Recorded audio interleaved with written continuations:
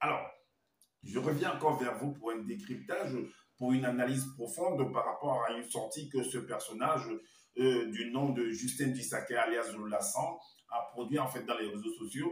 Je vous avais dit qu'en fait le monsieur va se répéter. Et en se répétant, en fait, l'étau va se resserrer sur lui-même et ça va l'exposer encore davantage. Et vous allez comprendre encore une fois de plus que c'est un bandit, c'est un usurpateur d'identité, c'est un féman, c'est un c'est un voleur en fait. Est-ce que vous comprenez? Donc c'est quelqu'un qui est venu se donner des titres au deuxième de la création, il a assisté à le seul enseignant, il a assisté à la création du monde entier et que c'est lui seul qui détient la révélation, qu'il est le seul enseignant, que les autres c'est des bandits, que c'est des faux, qu'ils ne connaissent rien, que c'est lui seul qui connaît, que en fait les Bibles classiques en fait sont considérées comme des torchons pour lui et que c'est son livre à lui qui est, je sais pas, qui est la vérité et ainsi de suite. Encore au travers de cet enseignement-ci, nous allons vous démontrer encore une fois de plus que ce monsieur ne maîtrise rien du tout. Il n'a aucune connaissance en fait. Il a copié en fait dans les livres classiques, il a copié dans le livre Secret du Nord, il a copié dans le livre d'Alan Kardec, il a copié dans le livre de Fab d'Olivet pour venir écrire en fait également, comme il dit pour les autres, il appelle torchon lui-même son torchon de livre aussi. Ça, c'est des torchons en fait qu'il est venu écrire. Et nous allons en fait lui démontrer que, parce qu'il a parlé en fait le mystère en fait de la chute de Satan. Lui, il est venu écrire en fait que le mystère de la sixième chute de Satan. Après, si vous remarquez très bien, il est venu encore changer le titre. Il a mis plutôt que je voyais Satan tomber du ciel comme un éclair. Alors, la question que j'aimerais poser en fait, quand il a écrit le premier titre en disant que le mystère de la sixième chute de Satan, c'est son loba qu'il a mal informé, ou bien son loba l'avait bien informé, ou bien il n'était pas inspiré par l'Esprit Saint, ou bien il était inspiré par l'Esprit Saint. Pour que plus tard, il vient changer en fait le titre en mettant par exemple que je voyais Satan tomber du ciel comme un éclair. Qui l'a inspiré pour qu'il vienne changer le titre là comme ça? Point d'interrogation. C'est là que vous comprenez que ce monsieur-là, en fait, c'est quelqu'un qui est là pour le diable, pour de l'argent, tout simplement. Et qu'il s'en fout, en fait, de ceux qui sont auprès de lui, qui sont là et qui sont là en train de l'aider pour pouvoir arriver je sais pas, à son objectif, tout simplement. YouTube le paye, Facebook le paye, Instagram le paye, TikTok le paye. Est-ce que vous comprenez? Et ces pauvres toutous-là qui sont là, en fait, ces hommes dont je ne fais que parler pour qu'ils comprennent, en fait, enfin, qu'ils les yeux s'ouvrent que ce monsieur de Justin Dissakalia, c'est un bandit de grand chemin, il est là pour le profit tout simplement, qu'ils comprennent en fait cela, ils sont là pour travailler, matin et soir, ils rentrent chez eux, ils sont fatigués, et ils viennent leur donner encore de l'argent, en plus de ce que les réseaux sociaux lui donnent, la porte, ils viennent encore ajouter par chaque mois. Et ils sont là, ils ne veulent rien comprendre, ils n'étudient, ils n'ont pas le temps d'étudier. Par contre, moi, j'ai le temps. Voilà pourquoi j'ai compris ces choses-là et que je peux venir me placer devant vous afin de parler. Est-ce que vous comprenez? Alors, il a parlé en fait de la chute de Satan. Je vous ai toujours dit que cette affaire-là, que la Bible, en fait, la Bible que vous voyez là, la Bible que vous voyez là, c'est une œuvre littéraire. Ceux qui ont écrit, rédigé ces livres-ci, les auteurs de ces livres-ci, en fait, posez-vous la question, pour qu'ils puissent écrire ces livres-ci. Parce que pour pouvoir écrire un livre, soit tu vas sur le terrain où la scène s'est produite et tu recueilles en fait des informations. Tu vas questionner des gens, tu vas interroger des personnes pour essayer de savoir le pourquoi et le comment. Et quand tu prends des notes, quand tu rentres chez toi, tu essaies de remettre ça au propre. Alors, est-ce qu'ils sont partis, tous ces gens les auteurs de ces livres, est-ce qu'ils sont partis en fait, soi-disant, tel que vous voulez nous expliquer? Alors, les anciens, les pasteurs, tous ces gens qui ont tous ces titres-là, est-ce qu'ils sont partis dans le royaume des cieux? Est-ce qu'ils sont allés rencontrer les anges? Est-ce que, je ne sais pas, ils sont allés au paradis pour pouvoir connaître, avoir recueillir des informations afin de venir écrire ces livres-ci? C'est la question que on doit, ou vous devez vous poser. Alors, c'est pourquoi je dis toujours que ça, c'est une affaire d'hommes. C'est des histoires qui sont passées, qui se produisent entre nous les hommes ici, et nulle part ailleurs. Satan, ange, peu importe les titres que vous pouvez donner, les qualificatifs que vous pouvez donner, que vous pouvez trouver dans ces livres aussi, Dieu, ceci, cela et tout, ça s'adresse aux hommes. Tout simplement.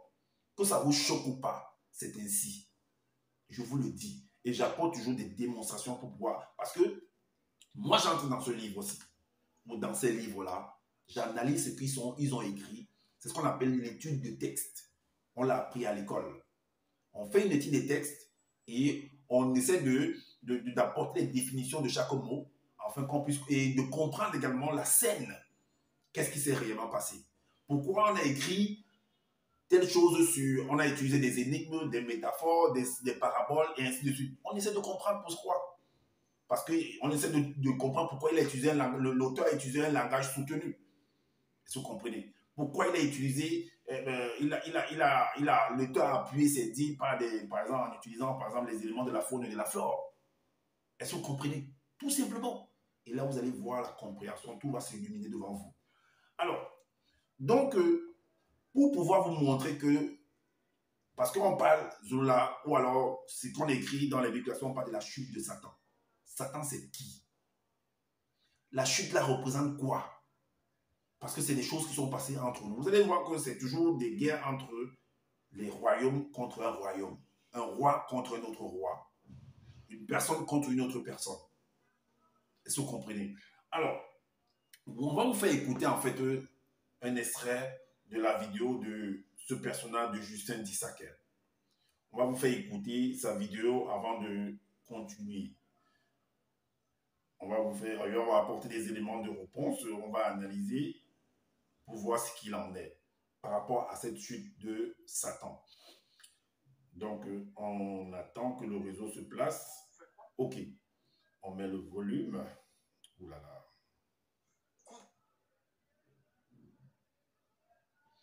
On va écouter.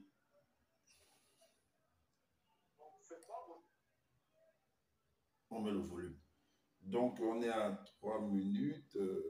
On va un peu l'écouter. On va l'écouter. Allons-y. Que la bataille de l'archange Michel, puisqu'on vous dit dans Apocalypse chapitre 12 au verset 7, dans le livre Matthieu classique, il y a dans le ciel. Maintenant, c'est quel ciel? Ils vont me dire que c'était dans le royaume des cieux, là où Dieu lui-même était assis, comme on voit dans Isaïe chapitre 6, où Dieu est assis, il y avait Adonai Jehovah, Elohim l'Éternel, est assis sur un trône très élevé, le pans de sa robe remplissait le temple. Et certains qui se disent pasteurs vont vous expliquer que la bataille spirituelle, la bataille qu'a menée Satan et ses acolytes et l'archange Michel, ça s'est déroulé dans le royaume des cieux ou bien dans le ciel où il y a les anges, où Dieu lui-même se trouvait. Et que là, ça symbolisait la première chute et la dernière chute de Satan. Et c'est là que vous comprenez que les Bibles à Dieu classées n'entrent pas en profondeur et ils n'arrivent pas à pénétrer ce qui s'est réellement déroulé à ces instants. Mais remarquez néanmoins que pendant la sixième chute de Satan, le temps terrestre, vu que le monde, l'univers, les multivers n'existaient pas encore, le temps dont vous conservez, dont vous imaginez dans votre époque, n'avait pas encore eu lieu. Mais néanmoins, vous dit ici... Ok, on s'arrête là. Vous voyez que ce monsieur, quand il fait ses vidéos, il utilise en fait un langage que peut-être qui peut vous paraître bizarre en fait. Vous voyez, c'est pour impressionner tout simplement. Est-ce que vous comprenez? Parce que c'est quelqu'un qui a lu, qui voit beaucoup de films en fait, qui voit trop de films de science-fiction, qui lit en fait par rapport à la mythologie grecque, par rapport aux dessins animés, les chevaliers du zodiaque, les Dragon Ball Z. Voilà pourquoi il va utiliser en fait ce genre de langage. Et quand vous allez entendre ça, vous serez impressionné en fait. Alors que ça ne vous impressionne pas du tout, que ça ne vous impressionne pas. C'est rien du tout ça. C'est comme ça qu'il fait pour attraper en fait des personnes faibles qui ne maîtrisent rien en fait. Alors, donc, lui, il veut nous faire comprendre que, en fait, il décrit en fait les autres, que les autres sont venus raconter que non, ils sont allés en fait que la bataille en fait s'est produite dans un monde, je ne sais pas, qui est hors de notre réalité ici, donc hors de notre globe. Or, maintenant, lui, il veut démontrer, comme si, en fait, ce qu'il dit, il veut faire comme si, en fait, il apporte en fait le contraire de ce que ceux-là ont dit, en fait, de ce dont il est en train de pointer du doigt. Pourtant, il dit la même chose. Est-ce que vous comprenez? Alors, toujours dans son livre, on va vous confirmer encore, parce que j'avais dit que s'il parle en fait des anges, s'il veut faire comme si ça venait d'ailleurs, que c'était hors de notre réalité du globe visible, si, ben je vais apporter en fait une des formules que lui-même il a écrites dans son livre, qui le contredit en fait.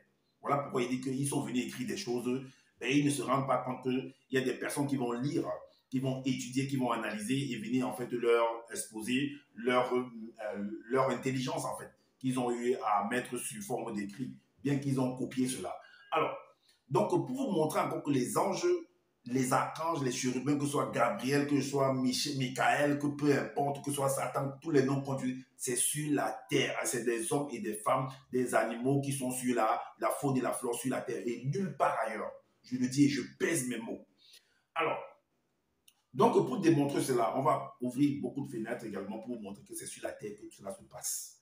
Donc, Jacob a eu affaire, le personnage qu'on appelle Jacob, il a eu affaire à un songe, que d'autres appellent un songe, une vision, un rêve, peu importe, d'autres appellent également ça des cauchemars. Alors là, ceux qui viennent parler en fait de ce passage de Jacob-là n'expliquent pas pourquoi, parce qu'il faut voir qu'est-ce qui a entraîné, qu'est-ce qui a poussé, qu'est-ce qui a mis Jacob, qu'est-ce qui a amené Jacob à faire, par exemple, selon ce qu'ils ont écrit, un songe ou une vision. Déjà, il n'y a pas d'effet sans cause. Il n'y a pas d'effet sans cause. Cet effet-là a une cause. Rappelez-vous que Jacob quitte sa famille, quitte le cocon familial à cause d'un problème de succession. Alors, tout au long, quand il quitte le territoire familial pour aller chez son oncle, il a en fait ce problème qui le tracasse. Donc, il essaie de cogiter, de réfléchir par rapport à ça tout au long de son voyage. Il essaie de comprendre en fait les avantages et les inconvénients d'être administrateur de biens. Est-ce que vous comprenez? Il voit en fait la crise. Vous imaginez en fait essayer en fait, certainement vous avez déjà, ceux qui m'écoutent, vous avez déjà assisté ou entendu en fait les problèmes de succession dans les familles. Ce n'est pas un petit problème. Alors, à cause de ce problème-là, il va se faire des cauchemars par rapport à ça. C'est ce qu'ils vont venir écrire que non, il a fait des visions. En fait, cette vision-là, selon ce qu'ils ont écrit, c'est qu'il a vu en fait, il se voyait lui-même. Il se voyait lui-même. Parce que je dis toujours que dans les Bibles, là, toutes les réponses sont là-dedans. Toutes les réponses sont contenues là-dedans. Mais sauf que les gens n'ont pas le temps de lire tout simplement. En fait, ils ne savent pas peut-être fouiller pour pouvoir voir que tout s'est contenu là-dedans. Alors, donc Jacob, pour ne pas aller trop loin, on va rester dans le truc parce que si on va expliquer tout ça, la succession, tout ça, ça va prendre beaucoup de temps. Donc on va aller sur on va faire en bref en fait. Alors, Jacob a fait un songe. Et le verset d'origine, dans le livre de Zulula lui-même de Justin d'Issaquer, dans le chapitre 27, le verset 27, il est dit que Tindi, qui est Jacob dans la Bible classique, lui il l'appelle Tindi, il a changé son nom. En fait, c'est ce que ça veut dire. Est-ce que vous comprenez? Parce que Tindi veut dire le talon. Et dans les Bibles, dans les Google et tout ça, vous voir Jacob, ça veut dire le talon. On parle du talon également, puisqu'il a talonné son frère. Alors, donc, il eut une vision incroyable. Dans sa vision, il vit le mystère de l'un des chemins que les entités spirituelles empruntent pour entrer dans le monde des hommes. Le verset 29 nous dit, il vit qu'une partie du chemin reposait dans le monde physique, tandis que l'autre partie atteint spirituellement le monde des esprits. Donc, la base de cette échelle-là était sur la terre. Et le sommet, en fait, donnait dans le monde spirituel. C'est ce qu'ils ont écrit. C'est ce que Justin d'Issaquer a écrit. Et le verset 30 nous dit, et voici que les entités spirituelles d'une très grande puissance venant du grand ordre des choses montaient et descendaient. Montaient et descendaient. Donc, quand ils montent, ça veut dire que le départ commence au niveau de la terre. Alors, qu'est-ce qu'ils faisaient sur la terre? Donc, le grand ordre des choses, c'est sur la terre. Si c'était que le grand ordre des choses, selon ce qu'ils ont expliqué, était au niveau du plan spirituel, au niveau du sommet, ça veut dire qu'ils devaient descendre, commencer par descendre et puis monter. Mais quand on commence par monter, ça veut dire qu'ils résidaient sur la terre. C'est pour dire que cette affaire, c'est une affaire d'hommes et de femmes, d'animaux, de faune et de flore. Tout simplement. Alors, on va aller également dans les Bibles classiques. On va aller dans les Bibles classiques pour vous montrer qu'en fait, cette échelle-là représentait un homme, dont représentait Jacob, représente toi, moi, représente la faune et la flore. Parce que les hommes sont considérés comme des arbres. Voilà pourquoi dans Jean, chapitre 1, au verset 51, il est dit que, chapitre 1, verset 50, il lui dit en vérité, il lui dit, en vérité, vous verrez désormais le ciel ouvert et les anges de Dieu monter et descendre sur le Fils de l'homme. Donc la même chose, la même vision que Jacob a vue. Donc vous verrez les anges monter et descendre sur le Fils de l'homme. Le Fils de l'homme, c'est un homme, ça s'adresse à un homme. C'est pour dire que cette échelle-là, en fait, ça s'adresse à un homme, en fait. C'est un bois, c'est un arbre, parce que l'homme est considéré comme un arbre. Et maintenant, dans Daniel chapitre 4, à partir du verset 20 à 22, le titre, en fait, de ces versets-là, c'est le grand arbre, le songe de Nebuchadnezzar. Est-ce que vous comprenez? Alors, il est dit ici, si vous lisez en fait tout le chapitre, vous allez comprendre ce que je dis. Mais moi, je prends la réponse directement pour vous donner. Il est dit qu'au verset 20, dans le verset 20 à 22, il est dit, l'arbre que tu as vu, qui était devenu grand et fort, dont la cime s'élevait jusqu'aux cieux et qu'on voyait de tous les points de la terre. Cet arbre dont le feuillage était beau et les fruits abondants qui portaient de la nourriture pour tous, sous lequel s'abritaient les bêtes des champs et parmi les branches duquel les oiseaux du ciel faisaient leur nid, leur demeure. C'est toi, ô roi, qui es devenu grand et fort, dont la grandeur s'est accrue et s'est élevée jusqu'aux cieux et dont la domination s'étend jusqu'aux extrémités de la terre. Alors, l'homme, il a ses pieds sur la terre et son sommet donne également, selon l'explication, vers les cieux. L'arbre également est enraciné sur la terre et son sommet également vers le ciel. Alors, donc, quand l'arbre va pousser, ça va atteindre un seuil, ça va redescendre comme un parapluie qui va faire un ombre, c'est ça, monter et redescendre au niveau des feuillages, au niveau de ses branches, ça va retomber en fait, comme les manguiers, comme beaucoup d'arbres également que vous pouvez observer dans la nature. Dans le livre de Juges, il est dit quoi? Il y a un autre verset là-bas qui montre que l'homme est considéré comme symbolise un arbre. Dans Juges, chapitre 9, au verset 8, il est dit, les arbres partis pour aller oindre un roi. Les arbres partis pour aller oindre un roi. Mais comment est-ce qu'un arbre va se déraciner pour aller oindre un roi? Donc, c'est pour ça que je vous dis que les hommes sont considérés comme des arbres. Donc, c'est les arbres, c'est les hommes qui vont oindre un autre roi. Un roi, c'est un homme, en fait. Donc, on a utilisé cette métaphore-là pour pouvoir, tu vois, on a symbolisé non pas un arbre. Donc, il est dit que les arbres partis pour aller oindre un roi et le mettre à leur tête, il dit à l'olivier, règne sur nous. Donc, on ouvre encore, on va également dans le livre d'Ézéchiel. Ézéchiel chapitre 31, à partir du verset Ézéchiel 31, le verset 7 à 9, il est dit, il était beau par sa grandeur, par l'étendue de ses branches, car ses racines plongeaient dans des eaux abondantes. Les cèdres du jardin de Dieu ne lui surpassaient point. Les cyprès n'égalaient point ses branches, et les platanes n'étaient point comme ses rameaux. Aucun arbre du jardin de Dieu ne lui était comparable en beauté. Je l'avais embelli par la multitude de ses branches, et tous les arbres d'Éden dans le jardin de Dieu lui portaient envie. Est-ce que vous comprenez? Donc, vous voyez que les hommes sont toujours considérés comme des arbres. Dans le livre d'Ézéchiel, maintenant, chapitre 28, à partir du verset 13, il est dit, le verset 13, il est dit que tu étais en Éden, le jardin de Dieu, tu étais couvert de toute espèce de pierres précieuses, parce que les gens, en fait, quand ils viennent parler de ce passage, ils disent que c'est Satan, en fait. Que c'est Satan, ça s'adresse aux chérubins, jadis, même M. Justin Isaac vient raconter des baliques comme ça. Tu étais en Éden, le jardin de Dieu, tu étais couvert de toute espèce de pierres précieuses, de sardoine, de topaz, de diamant, de chrysolite, d'onyx, de jaspe, de saphir, d'escarboucle, d'émeraude et d'or. Tes tambourins et tes flûtes étaient à ton service, préparés pour le jour où tu fus créé. Est-ce que vous comprenez? Donc, en fait, si vous voyez le début de ce chapitre 28, là, il est dit au verset 2, Fils de l'homme, dit au prince de Tyr.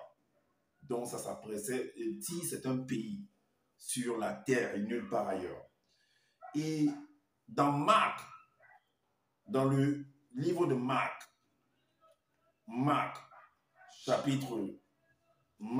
l'évangile de Marc, chapitre 4, verset 31 à 34, il est dit, 31 à 34, il est dit, il est semblable à un grain de sénévé qui, lorsqu'on le sème en terre, est la plus petite de toutes les semences qui sont sur la terre. Mais lorsqu'il a été sémé, il monte, devient plus grand que tous les légumes et pousse de grandes branches, en sorte que les oiseaux du ciel peuvent habiter sous son ombre. Est-ce que vous comprenez? Alors, la suite dit quoi? C'est par beaucoup de paraboles de ce genre qu'il leur annonçait la parole, selon qu'il était capable de l'entendre. Il ne leur parlait point sans parabole, mais en particulier, il expliquait tout à ses disciples. Et le livre de Ézéchiel également, on revient dans le livre d'Ézéchiel, chapitre 17, le verset 2 et le verset 23. Le verset 2, il est dit, « Fils de l'homme, propose une énigme, dis une parabole à la maison d'Israël. » Et le verset 23, quelle est cette parabole dont il va dire à la maison d'Israël? Quelle est cette parabole qu'il va dire à la maison d'Israël? On va le voir tout à l'heure. Alors, au verset 23, il est dit, voilà la parabole, « Je le planterai sur une haute montagne d'Israël. Il produira des branches et portera du fruit. Il deviendra un cèdre magnifique. Les oiseaux de toute espèce reposeront sous lui. Tout ce qui a des ailes reposera sous l'ombre de ses rameaux. » Est-ce que vous comprenez? Donc, on s'adresse à un homme.